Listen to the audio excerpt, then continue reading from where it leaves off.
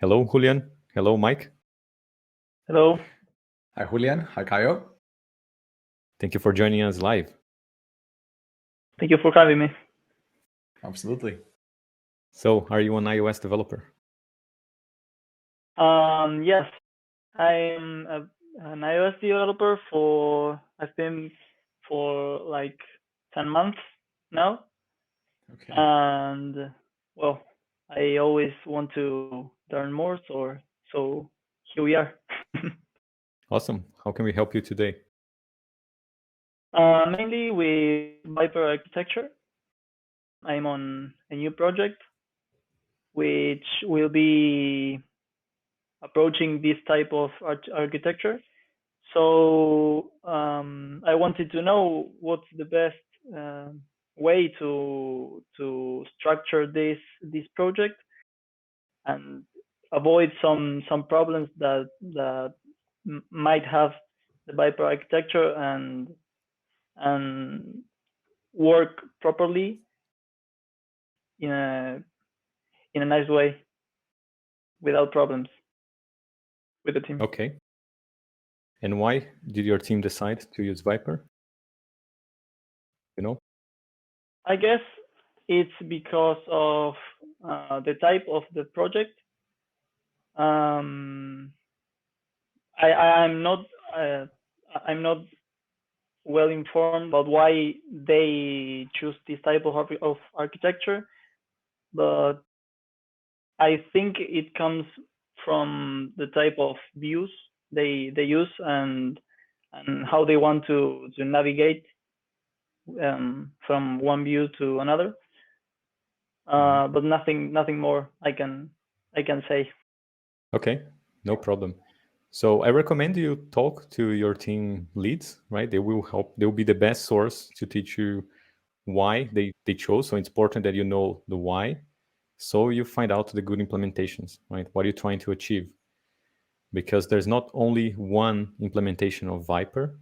VIPER is pretty much a template. It's guidelines on how to organize your application into those logical layers. But the way you're going to implement it is going to be different. If you see 100 implementations of VIPER, you probably will see 100 different implementations of VIPER. Right? The best way will depend on the needs of the project. Yeah. It will depend on the team structure as well, how many people are working in the code base. There's a bunch of variables that change how you organize your application, how you decide to separate concerns and create modules and so on. So it's important that you ask your team leads those questions so you are on the same page with them. Yeah. So we can have a quick overview of VIPER. Not a big fan of following a template because I prefer to solve the problems that I have instead of trying to fit my problem into a specific template. Right? So okay. When following something like VIPER, I don't want to blindly follow something I found on the internet and try to fit my problem into that template. Yeah, that's true. Right? But trying to actually think about my problem and see if VIPER fits that problem. Exactly. And reverse that dependency. I don't want to depend on VIPER. I want VIPER to depend on my needs. And then you can tailor that template or these guidelines to whatever makes sense to your project. But the main idea is to separate your code into some logical separations. We have the view, which is the V. We have the interactor, the I. E is the presenter. Then you have the E entity. By the way, this is not a specific order. They just order it like this because it sounds cool. VIPER. Yeah, absolutely. Yeah. Right. Yeah. There's no specific order here. And the last one is router, right? Yes. Yeah. So let's imagine there are different levels of separation. logical separation you can have in components in your application. Now, it doesn't mean you have only one view, one interactor, one entity, one presenter, one router per screen. Actually, you can have many entities. You can have many presenters, interactors, or views per screen. Right? This is a common misconception, is to think that it's just like in MVC. You don't have only a model, a view, in one controller, right? You can have many MVCs in a single screen. So all those decisions will be based on the problem you're trying to solve, right? So in the view layer here, for example, if you're using UIKit, you will also have the view controller, not just the view, but the view controller with UIKit. It's probably together here. Mm-hmm. And then you have entities, which is also a logical layer where usually you keep your business logic. And it's not just an entity in programming, it has a specific meaning. An entity is a model that has an intrinsic identity. Yeah. It has an identifier. You can identify that entity like a person that has an ID. Right? For example, you have an ID that represents you in the tax system in your country, for example, right? You have probably a national ID. Now you can use that ID in multiple systems, but they identify you as a person, right? So when you use that intrinsic identity that tells who you are across systems, that's an entity. An entity is a model that has an identity that can be shared across other systems. Something that uniquely identify a person or a credit card or something like that. Yeah. Now you also have here value objects, which are models with no intrinsic identity, like an address. An address doesn't have an ID usually. Or money. When you represent money, currency or money as a model, it has a currency and an amount, for example. It has no identity, right? You cannot say this $5 is different than this $5. They don't have an intrinsic identity. So this is a value object. You still need to represent that. You still need to model money in your application, but there's no way to compare like per identity that this $5 is the same as this $5. No, you just compare them by value. 5 equals 5, right? Mm-hmm. So you also have aggregates.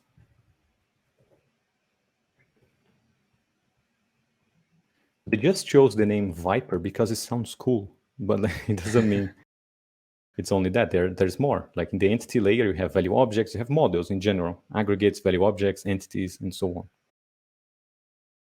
Now the interactor layer, usually use cases. Exactly. As well. Use cases is where you put your application-specific logic. Services, that's another word you're gonna find. Yeah. Some people call them model controllers. Yeah.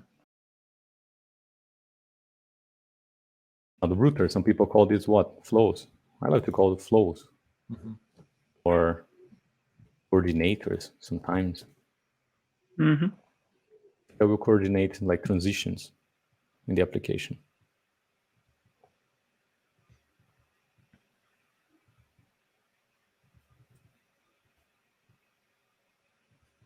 So it's not just one thing, it can be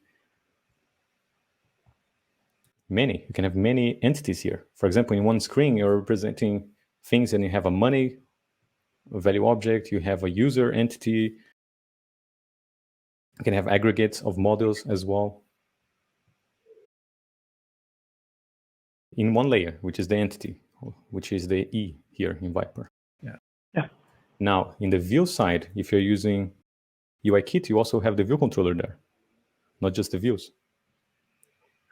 Yeah.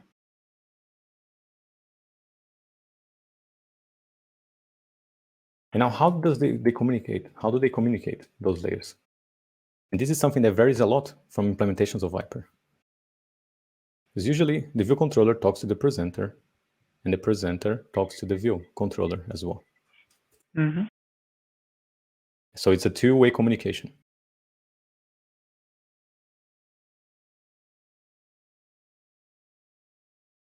It goes both ways. Bidirectional. Yeah. Right? The view controller or the view talks to the presenter talks back to the view controller, and they communicate. And then sometimes the presenter even talks to interactors. And sometimes you see implementations where the presenter also talks directly to routers or flows or coordinators. And the presenter starts becoming a bottleneck as well, because now the presenter does too many things. It has too many dependencies. Yeah. Fact.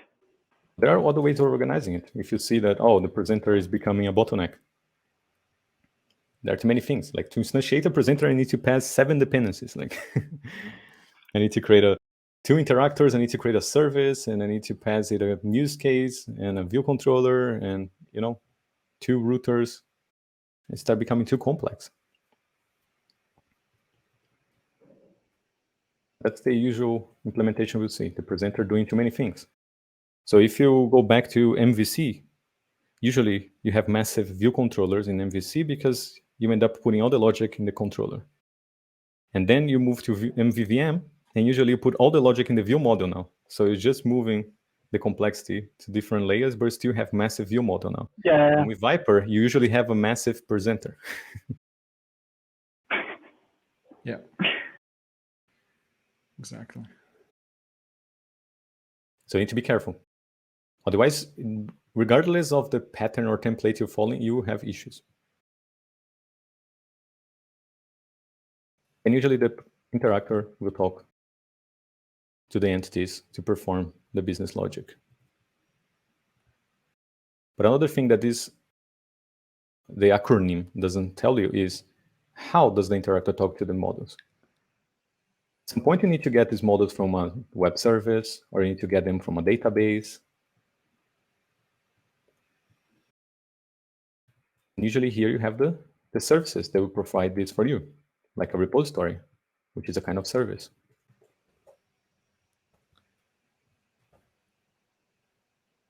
It's usually an interface that lives here with the interactor.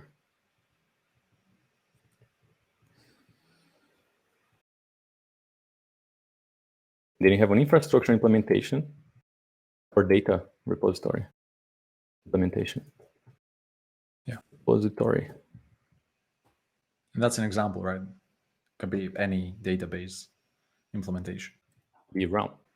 Yeah. So it doesn't matter. Yeah. Now, it's not in the name, the repository. It is VIPER. Right? That's why I try to follow the acronym template. You end up probably not with good solutions because maybe that's not enough. Maybe VIPER, the acronym here, one view, one interactor, one presenter, one entity, and one router is not enough. Yeah. Because you want to decouple your use cases, your interactors from concrete infrastructure details.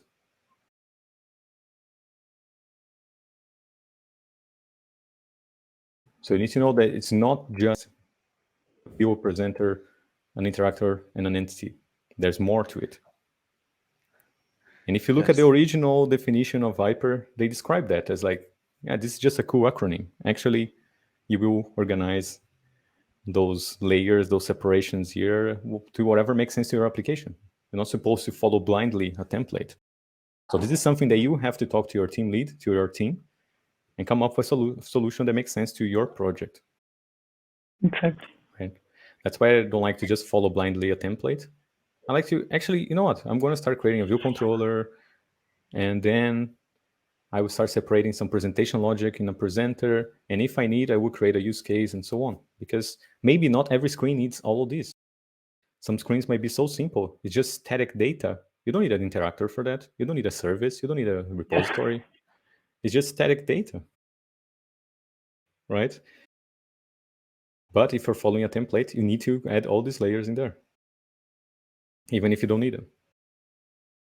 So just following the template might be too much, too many layers, unnecessary layers, or not enough as well, depending on the kind of separation you want to create in an application. You might also need to create some repositories. You might also need to separate your entities into value objects, aggregates, and so on.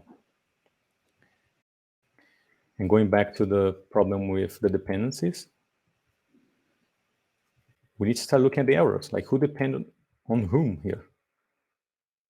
So the view controller depends on the presenter, right? It has a direct dependency. The controller depends on presenter, and the presenter depends on view controller. Usually we'll see also implementations of VIPER where the view is defined as a protocol. To decouple the presenter from a concrete implementation, like UIKit. So you would see a presenter actually talking through a protocol, and the view controller implementing the protocol. This is called dependency inversion. Look how the presenter was depending on the concrete view controller, but by introducing a protocol now, the view controller depends on the presenter. Look at the direction of the arrow now, because the presenter owns the protocol. Yeah. So that means the presenter doesn't know about the view controller, right? You can use any view controller as long as it implements the view. And this can be in a separate module now. Yeah. And you can test the presenter, the interactor, all of this without UIKit, without the simulator. It can be in a macOS framework. It can be in a WatchKit framework. Exactly. Because now this is decoupled from UIKit. Cool. Yeah. Now, maybe this is not going to play nicely with SwiftUI now. If you one day you want to replace it with SwiftUI, can it work? Yes. You can create a SwiftUI store that will SwiftUI store class that will implement observable object and talk to the presenter now. And then the SwiftUI view will listen to changes into the store. Can be done. Something like this. So you can plug SwiftUI into this design without changing anything here. You don't need to change anything here to plug SwiftUI now, as long as the presenter doesn't depend on specific concrete UI frameworks. Or another thing you can do is, instead of a presenter, you have the store talking directly with the interactor here. You don't need to reuse the presenter across platforms, across UI frameworks, and so on. So those are all choices you'll be making as you develop your application. Do I need my presenter to be agnostic of UIKit? If you say yes, you shouldn't reference UI caller, you shouldn't reference UI view controller, or you shouldn't import UIKit in the file. You should be able to run it in isolation without UIKit. If you say no, I'm happy to plug my presenter with UIKit, then you plug it directly here. And of course, these are not the sort of things that you're going to read in a blog post and you're going to understand. Like, this needs to be extremely clear here, that these are very, very hard things to grasp. And the fact that every team, as Caio said, like, you ask 100 developers, you're gonna get 100 different answers on these things, you know? So the fact that everyone does, you know, like whatever they think is right, it makes it even more complex to understand. So that's why it's extremely important. It's crucial. Like that's it. First of all, understand the separation of concerns, you know, like understand this like layer sort of separation, that you have your view, you have your presentation, you have the interactor with the services, entities, this sort of thing, you know? And yeah, and basically you need to make them communicate in a way. Yeah. Like, cool. Maybe it sounds Greek, you know, like some terms here like makes zero sense to you, like infrastructure detail, this sort of thing. But you know, it's important to map things, you know, like understand what is out there and start filling the gaps, you know, because again, you say you have 10 months of experience, like this is not the sort of thing that someone with such limited time is gonna be able to understand and perform, you know. So gradually, slowly, patience, right? The most important thing right now is that you communicate well with your team. Yeah. And everyone is on board with the decisions, and you understand the decisions and how to operate on this design the way they want it to be, and understand why you're making this kind of choices. It's important. Absolutely. And understand that there's no absolute implementation. There's no best implementation. You would have the best implementation for a specific context, for a specific team, for a specific project. And even that is subjective, because there are many good ways of implementing different design choices. But there are also probably much more worse ways, like bad ways of doing it as well. So there's more than one way of doing something. You can also, for example, separate this in separate modules. Say, no, there's the UI module. Let's use different color to say, oh, this goes into a separate framework in a separate project, right? You can also say, you know what, all this layer here goes into another module. And all the entities are also decoupled. So let's put it here. Then you can see the dependency between the modules now. Okay, so the presenter depends on the view and also depends on the service layer and in the router. So maybe you can say the router, the flow is usually coupled with the framework. For example, you will navigate from one view to the other, it will be coupled with navigation controller. That's UIKit. So maybe you can say, you know what, why don't we group it together here with the UI as well, right? Whatever makes sense to the application. So this is infrastructure implementation. So maybe it goes into an infrastructure module.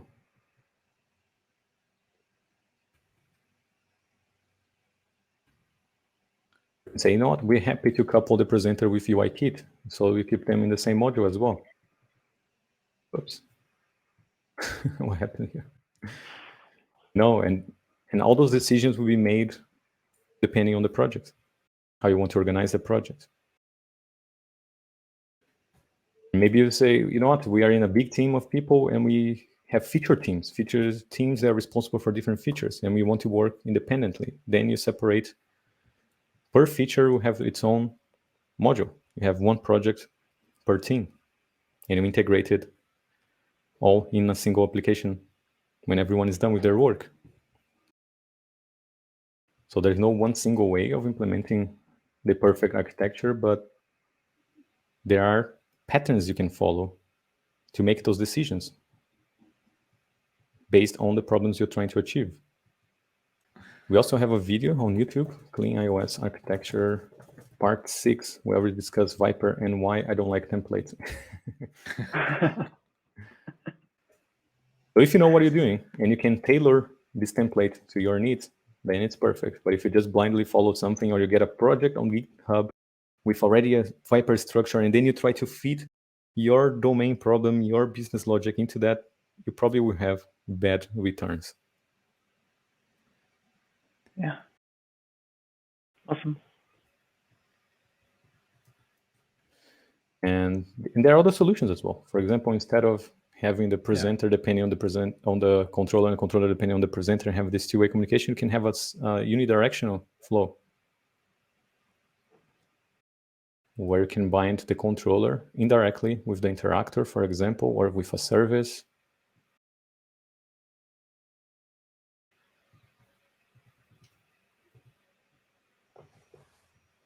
And when the service, so there's an action in the view controller, it would trigger an interactor function or a use case or a service function. When this returns, it will indirectly tell the presenter that something happened, and then the presenter will tell the view controller. Now we have a one-directional flow. Yeah. So there's a change here, it affects here, this affects here, and affects here. And you have this unidirectional cycle here.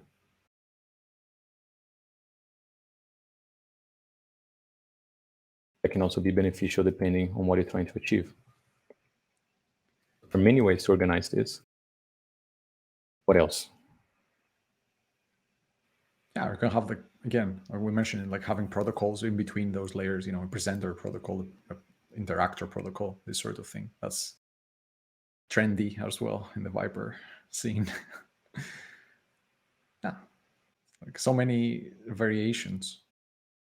Yeah. Just make sure when you are implementing, like, oh, I'm going to use a protocol here, make sure that you understand why there's a protocol in there. Yeah. Otherwise, you may not need it, right? So this is something that is important as well to ask yourself. Do I need that? Or I'm just following blindly a template? Yeah, exactly. Nice. Also remember Nice. that it's not only one entity. You can have many entities, value objects, aggregates. On this side, you can have many different implementations of the repository as well.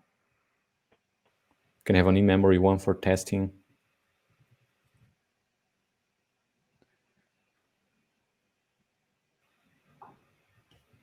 Because separating the layers like these in many decoupled modules will make testing easier as well. Is testing something important to this project you're joining? Yeah, mainly for the developers. Like, there's another team that works as a testing team, and well, they don't test the code, but the how it works basically. Right. Yeah. So I think the testing part comes to our as developers as our concern. So yeah, I think it's very important that everything is like clearly separated. I think VIPER is trying to do that basically, that everything is separated. It has only one responsibility, and well, as you said, maybe the presenter is not very well. It's not the best component in this architecture to follow that thing, but we've been using MVP, and it was kind of difficult to try and understand where's the problem and test the project. Yeah, so this is MVP here. Yeah. MVP. Exactly. Right? Because the thing is, you can have VIPER, but you can say, you know what? Instead of MVP in the UI layer, I will use MVVM. Why not? You could have a view model here that is not coupled with the view controller, for example, or the router. So it's the same thing. You just move the UI implementation. We use a different pattern, or it could be MVC as well. Why not? So if you're going with MVP, I recommend you follow the unidirectional flow. It's usually much easier to maintain. So you will eliminate the dependency from the presenter, from the controller into the presenter. You eliminate the presenter depending on the interactor and the router. So actions will come from the view controller to the interactor. Now, the controller doesn't need to depend on the interactor. This could be just a closure that you inject, because you need to manage the dependencies here. And then maybe the interactor will have a completion closure or a delegate protocol or something that will say, hey, I'm done with some work, or there's been an error here or there, or the model changed, and it would notify something, like the presenter usually will be listening to changes here, and will update the view controller. And again, instead of talking directly to the view controller, maybe you can add a tiny protocol here. So the presenter doesn't talk directly with the concrete view controller, so you can test them in isolation.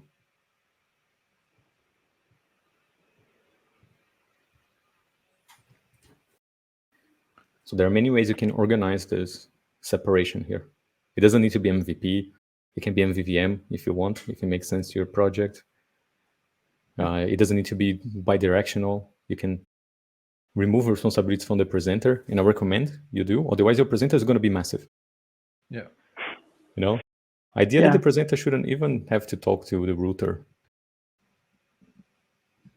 But this is a decision you have with your team. Whatever makes sense to your project. Yeah. Awesome. Yeah. Practice, and study a lot for those things to start making sense.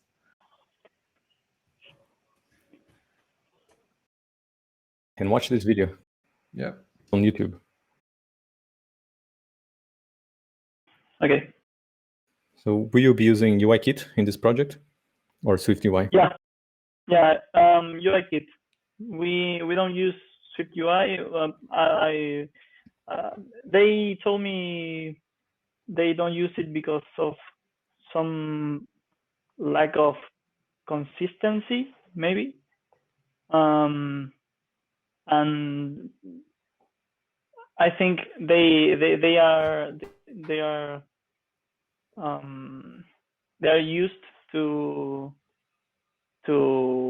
work with UIKit instead of SwiftUI, and well, all the projects that they have already use UIKit, so it will be like another time to take to learn SwiftUI and then apply it, and maybe not in the best way in compared to how we are using UIKit nowadays.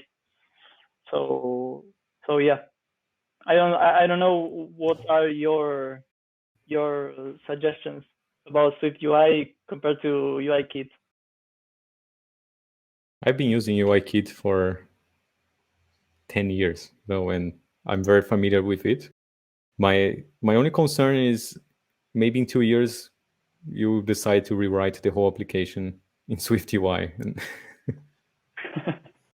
So yeah, nowadays a lot of companies are already deciding to start with SwiftUI to build up the skills. Like they know it's going to take a little bit more time because the team needs to get used to the new things, and there are some bugs still, there are some limitations. But if you can support iOS 14 and above, a lot of companies are already deciding if it's a new project, starting greenfield from an empty project, they are starting with SwiftUI. But that's it doesn't matter. UIKit's still there and still strong. Yeah. Like there's nothing wrong with UIKit. Yeah. If the team is happy with UIKit, why not? Cool. All right. Did we answer some of your questions about it? Yeah. Quick overview. It was helpful, really. Awesome. Do you have any other questions about it? Any specific questions? As Mike said, I'm only 10 months old, so I don't have many more questions about it. It's something that has to mature for itself. Awesome. You will learn a lot. You will learn a lot from your team. Yeah, exactly. In this project. So learn the most you can from them. Pair with them. Ask questions. Yes. Be the guy asking why. All the time. Yeah, learn the most you can from them. Take as an opportunity. Exactly. And write tests. Automated tests. Yeah, learn how to do that. Absolutely. It'll save you a lot of time. Yeah, these are the skills, like to take you to the complete senior level. So you need to, if you want to achieve that, there's no other way. Yeah. So commit. Commit. Yeah. Exactly. Yeah. Awesome. Thank you for joining us. Thank you. Thank you so much, Julian. Okay. Take Bye. care. Take care. Bye. See you.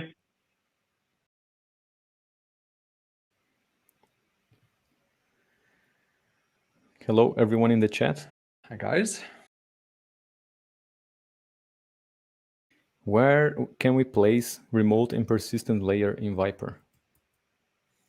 So you will define abstractions here in the application logic layer, like a repository, and the implementations will be in the infrastructure, like a core data implementation. And this is where you get the persistence and networking layer.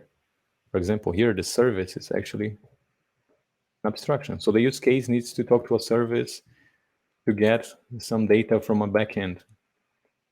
You provide the backend service implementation here. Another layer. We define the abstractions here along with the use cases and implementations in the infrastructure. For example, the use case needs to get some entities from the database. It will ask through the repository interface, and you might have a core data or a realm implementation or an in-memory one that will return the entities to the use case. And then the use case will call the entity methods to perform the business logic, tell the core data or to the repository to save it, for example, or the service to synchronize with the backend. And the result will be shown in the UI. So in this layer here, you define the services, repositories. Like a repository is a kind of service. It's just a specific name, but it's a service as well. And concrete implementations go into the infrastructure.